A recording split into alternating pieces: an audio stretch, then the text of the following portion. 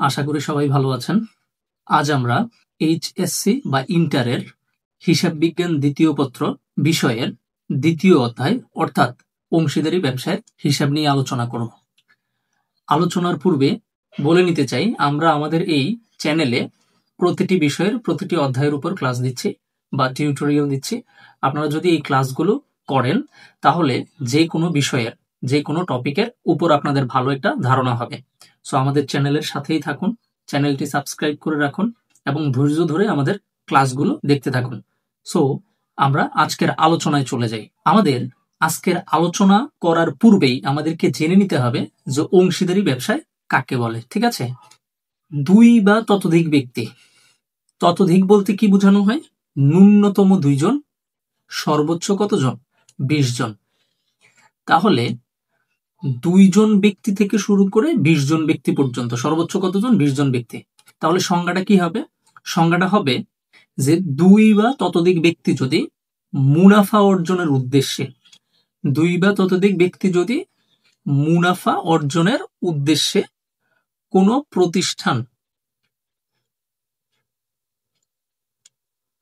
প্রতিষ্ঠা করেন বা পরিচালনা করেন, তখন সেই প্রতিষ্ঠানকে বা সেই ব্যবসায়ীকে কি বলা হবে? অংশীদারি ব্যবসায়ী বলা হবে।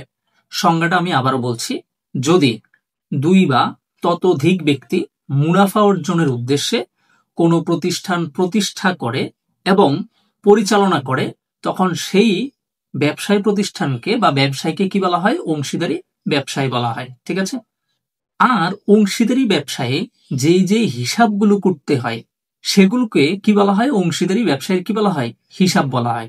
অর্থাৎ আমরা যে অংশীদারি ব্যবসাটা করব, সেখানে লাভ হবে, লস হবে, আয় হবে, ব্যয় হবে, এই জিনিসগুলো নিয়ে যে অঙ্কগুলো করা হবে বা যে বিবরণীতে লেখা হবে, সেটাকেই কি বলা হয়? অংশীদারি ব্যবসায়ের হিসাব বলে।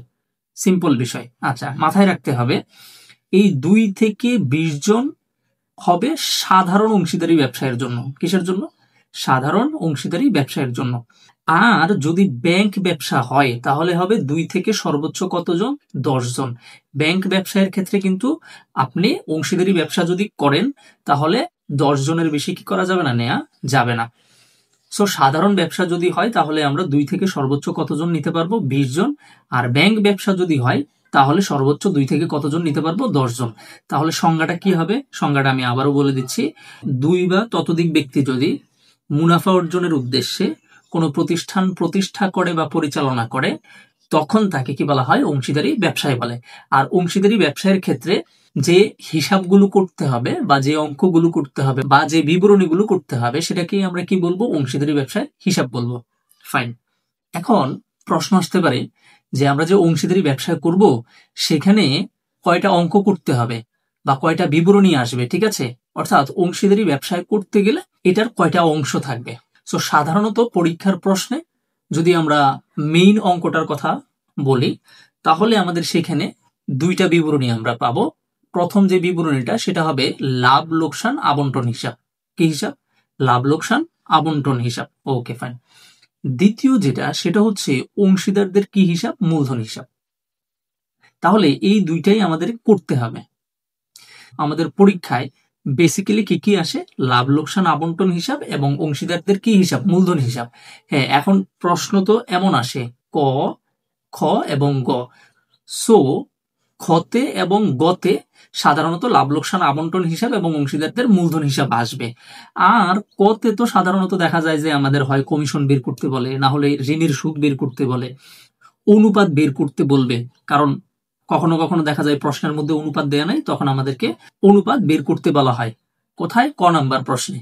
আর খ এবং গ নাম্বার প্রশ্নে আমাদেরকে সাধারণত লাভ লোকসান আবন্টন হিসাব এবং অংশীদারদের মূলধন হিসাব করতে বলা হয়। ঠিক আছে, ওকে।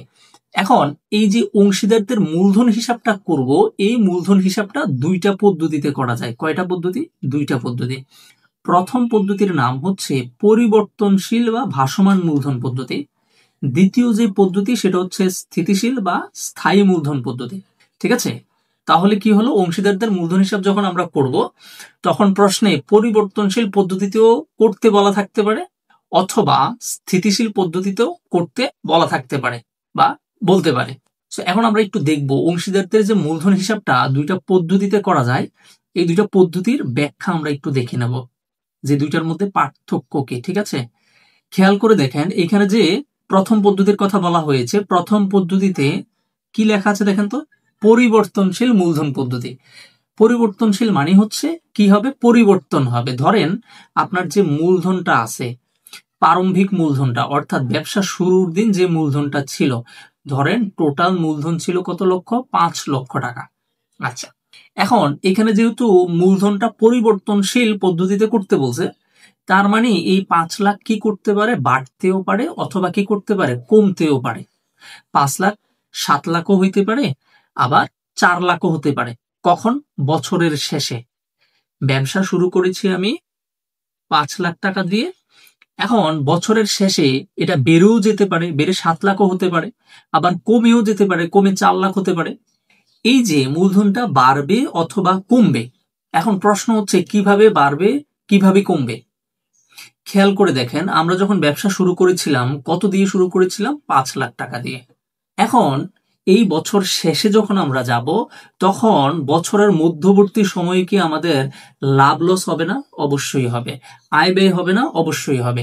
সেই আয় ব্যয়গুলো যদি আমরা মূলধনের সাথে যোগ বিয়োগ করি, কি করি, যোগ বিয়োগ করি, তাহলে দেখা যাবে এই মূলধনটা অর্থাৎ এই 5 লাখটা বাড়তেও পারে কমতেও পারে। তার কারণ হচ্ছে 5 লাখ টাকার সাথে যদি আমরা আয়গুলা যোগ করি আর ব্যয়গুলাকে কি করি, বিয়োগ করি, ঠিক আছে, তখন আমরা দেখব যে এই 5 লাখ টাকা কমতেও পারে বাড়তেও পারে। কখন বাড়বে, যখন ব্যয়ের চেয়ে আয়ের পরিমাণ বেশি হবে। আবার কখন কমবে, আয়ের চেয়ে যখন ব্যয়ের পরিমাণ কি হবে, বেশি হবে। ক্লিয়ার? সো এর মানে হচ্ছে যখনই পরিবর্তনশীল মূলধন পদ্ধতিতে আমাদেরকে অংশীদারদের মূলধন হিসাবটা করতে বলবে, তখন আমরা যেটা করব, মূলধনের সাথে আয় এবং ব্যয়গুলো কি করব, যোগ বিয়োগ করব। এবং এটা হবে একটা ঘরের মধ্যে। কয়টা ঘরের মধ্যে? একটা ঘরের মধ্যে। কেন? কারণ যেহেতু এখানে মূলধনটা পরিবর্তন করার কথা বলছে, এর মানেই হচ্ছে আমরা এই মূলধনের সাথে আয় এবং ব্যয়গুলো কি করতে পারবো, যোগ অথবা বিয়োগ করতে পারবো। সো মূলধনের সাথেই যেহেতু আয় ব্যয় যোগ বিয়োগ করতে পারবো, তার মানে এইখানে পরিবর্তনশীল মূলধন পদ্ধতিতে ঘর বা বিবরণী হবে কয়টা, একটা। একটার মধ্যেই পুরো অঙ্ক হয়ে যাবে। সো আমরা এখানে লিখে দিচ্ছি যে এখানে ঘর বা বিবরণী হবে কয়টা, একটা বিবরণী হবে। ঠিক আছে, ফাইন। এবার খেয়াল করে দেখেন যে স্থিতিশীল বা স্থায়ী মূলধন পদ্ধতি যেটা, সেটার মধ্যে বলা হয়েছে যে তুমি যদি 5 লক্ষ টাকা দ্বারা কি করো, ব্যবসা শুরু করো, হ্যাঁ, শুরুর দিন কত লক্ষ টাকা থাকবে, 5 লক্ষ টাকা, বা আমরা 5 লক্ষ টাকা দিয়ে ব্যবসা শুরু করলাম। এখন বছরের শেষেও তুমি যখন হিসাব করবা, তখন মূলধনটাকে কত টাকাই রাখতে হবে, 5 লক্ষ টাকাই রাখতে হবে। তার মানে হচ্ছে মূলধনটাকে তুমি পরিবর্তন করতে পারবা না, না তো বাড়াতে পারবা না তো কমাতে পারবা। তাহলে এখন খেয়াল করে দেখেন তো যে এমন কি করলে মূলধনটা বাড়বেও না কমবেও না, যা আছে তাই থাকবে। কখন সম্ভব এটা একটু বলেন তো, কখন সম্ভব? সম্ভব একমাত্র তখনই যখন এই মূলধনটার সাথে আমরা আয় যোগ করব না এবং ব্যয় কি করব না, বিয়োগ করব না। অর্থাৎ মূলধনের সাথে আয় ব্যয় একদমই আনা যাবে না। পরিবর্তনশীল মূলধন পদ্ধতিতে আমরা একটা বিবরণীর মধ্যেই মূলধনের সাথে আয়গুলো যোগ করব, ব্যয়গুলো কি করব, বিয়োগ করব। তাহলে যখনই আপনাকে স্থায়ী মূলধন পদ্ধতিতে অংশীদারদের মূলধন হিসাবটা করতে বলবে, তখন যেটা করতে হবে, মূলধনের সাথে আয় ব্যয়গুলাকে কি করা যাবে না, আনা যাবে না। এর মানে হচ্ছে মূলধনের জন্য আলাদা একটা কি হবে, ঘর বা বিবরণী হবে। ক্লিয়ার? এবার খেয়াল করে দেখেন এই পরিবর্তনশীল পদ্ধতিতে কিন্তু আমরা মূলধনের সাথেই আয় ব্যয়গুলা আনতাম, তাই না? কিন্তু আজকে কি এখানে আয় ব্যয় আনা যাবে? আনা যাবে না। তাহলে এই আয় ব্যয়গুলা যে আমরা এখানে মূলধনের সাথে লিখতে পারবো না, তাহলে আয় ব্যয়গুলোর জন্য তো আলাদা একটা কি লাগবে, বিবরণী লাগবে কিনা? লাগবে। তাহলে এখানে কয়টা বিবরণী লাগবে? দুইটা। পরিবর্তনশীল মূলধন পদ্ধতিতে বিবরণী লাগে একটা। একটা বিবরণী বা ছকের মধ্যেই আমরা কি করব, মূলধনটা করে ফেলবো, অংশীদারদের মূলধন করে ফেলবো বা করা যাবে। কিন্তু স্থায়ী মূলধন পদ্ধতিতে যেহেতু মূলধনকে বাড়ানো বা কমানো যাবে না, কারণ বলাই আছে যে স্থায়ী মূলধন পদ্ধতিতে করো, তার মানে বাড়ানো কমানো যাবে না, তখন মূলধনের জন্য আপনাকে আলাদা একটা ঘর রাখতে হবে। সো এটা হবে মূলধনের ঘর। কার ঘর? মূলধনের ঘর। আর যে আয় ব্যয় আছে, সে আয় ব্যয় তো আমি এই ঘরে লিখতে পারবো না, কারণ আয় ব্যয় যদি এই ঘরে লিখি তাহলে মূলধনটা হয় বেড়ে যাবে নাহলে কমে যাবে। সো স্থায়ী মূলধন পদ্ধতিতে বাড়ানো বা কমানো যাবে না। এখন তাহলে এই আয় ব্যয়গুলা এই ঘরটাতে লিখবো, তাই তো? সো এই ঘরের নাম হবে হচ্ছে চলতি হিসাব। কি হিসাব? চলতি হিসাব। পরীক্ষার প্রশ্নে কখনো কখনো দেখা যায় শুধুমাত্র চলতি হিসাবটা করতে বলে। সো ভয় পাওয়ার কোনো কারণ নাই, আমরা যখন অঙ্কে যাব বিষয়গুলো আরো ক্লিয়ার হবে। ঠিক আছে? তাহলে আমরা পরিবর্তনশীল মূলধন পদ্ধতিটাও বুঝে নিলাম এবং স্থায়ী মূলধন পদ্ধতিটাও বুঝে নিলাম। আশা করি বুঝতে পেরেছেন। ঠিক আছে? ওকে, এখন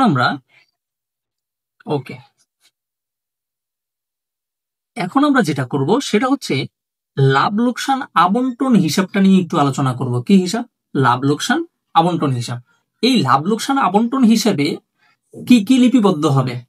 এই লাভ লোকসান আবন্টন হিসাবে প্রতিষ্ঠানের বা অংশীদারি ব্যবসায়ের আয়গুলো এবং ব্যয়গুলো লিপিবদ্ধ হবে। কি কি লিপিবদ্ধ হবে? আয় অথবা ব্যয়গুলো কি হবে? লিপিবদ্ধ হবে। ফাইন। তার মানে এখন আমরা যেটা আলোচনা করব সেটা হচ্ছে লাভ লোকসান আবন্টন হিসাব। লাভ লোকসান আবন্টন হিসাব। সো লাভ লোকসান আবন্টন হিসাবের যে বিবরণীটা বা ছকটা হয়, সেই ছকটাতে মোট 4টা ঘর থাকে। অর্থাৎ ডেবিট পাশে বিবরণ টাকা থাকে, ক্রেডিট পাশেও বিবরণ টাকা থাকে। সো আমরা যখন পরবর্তীতে অঙ্ক করব তখন আমরা ঘরগুলা বা বিবরণীগুলা সহ আমরা একটু দেখে নেব। তবে আজকে যেটা করতে হবে সেটা হচ্ছে লাভ লোকসান আবন্টন হিসাবে যে আয় ব্যয়গুলো আসে, সে আয় ব্যয়গুলো কি কি সেটা আমরা একটু জেনে নেব। মনোযোগ দিয়ে শোনেন। এই অংশীদারি ব্যবসায়ীর হিসাবের যে অঙ্কগুলো, সেই অঙ্কগুলো খুবই সহজ। মনোযোগ দিয়ে যদি আপনি 2-4টা অঙ্ক করেন তাহলে দেখবেন ক্লিয়ার হয়ে যাবে। ঠিক আছে? সো এখন যেটা করতে হবে সেটা হচ্ছে আমাদের জাস্ট একটু মনে রাখতে হবে যে ডেবিট পাশে কি কি আসে এবং ক্রেডিট পাশে কি কি আসে। সো আমরা এখন দেখব ডেবিট এবং ক্রেডিট পাশে কি কি আসে। ডেবিট পাশে আপনাকে যেটা করতে হবে সেটা হচ্ছে জাস্ট 5টা নাম মনে রাখতে হবে। কয়টা নাম? 5টা নাম। খেয়াল করে দেখেন। প্রথমটা হচ্ছে মূলধনের সুদ, তারপরেরটা হচ্ছে বেতন, তারপরেরটা হচ্ছে ঋণের সুদ, তারপরে কমিশন, তারপরে হচ্ছে কি মুনাফার অংশ। তাহলে আপনি কি করবেন? এই নামগুলো 4 থেকে 5 বার পড়ে নেবেন। কি কি? মূলধনের সুদ, বেতন, ঋণের সুদ, কমিশন এবং কি মুনাফার অংশ। এখন আপনি বলতে পারেন এই 6 নম্বরটা কি করব? দেখেন অধিকাংশ অঙ্কে কিন্তু উপরের যে নামগুলো আছে সেগুলোই সাধারণত আসে।